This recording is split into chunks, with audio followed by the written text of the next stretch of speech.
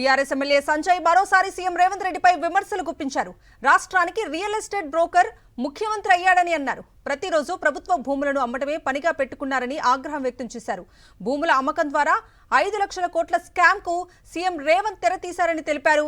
Revanth Reddy CM అయితే హైదరాబాద్ లో real estate పెరుగుతుందని భావించామని, కానీ హైదరాబాద్ రియల్ ఎస్టేట్ పడిపోయి ఆయన సొంత రియల్ ఎస్టేట్ మాత్రమే పెరిగిందని విమర్శలు గుప్పించారు. రియల్ ఎస్టేట్ బ్రోకర్ ఒకతను ముఖ్యమంత్రి అండి రాష్ట్రానికి.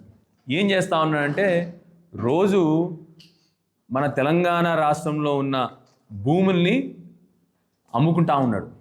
ఎన్ని భూములు అమ్మినాడంటే అమ్మనికి పెట్టినాడంటే మీ అందరికి తెలుసు. అంటే కనీవి నెరగని స్కామ్ 5 లక్షల కోట్లు. మీరంటే ఆశ్చర్యపోతారు మీరు అసలు. ఫస్ట్ ఆఫ్ ఆల్ 5 లక్షల కోట్లు అంటే చాలామందికి అర్థం కాదు. 5 లక్షల కోట్లు అంటే మన 2 సంవత్సరాల మొత్తం రాష్ట్రం బడ్జెట్.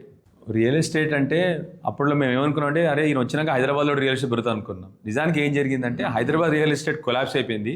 ఆయన ఒక్కని రియల్ ఎస్టేట్ గవర్నమెంట్ భూములు అమ్ముకుంటున్నాడు. రియల్ ఎస్టేట్ అంటే ఏంటంటే గవర్నమెంట్ భూములు అమ్మడం అన్నట్టు తయారైపోయింది ముఖ్యమంత్రి గారికి.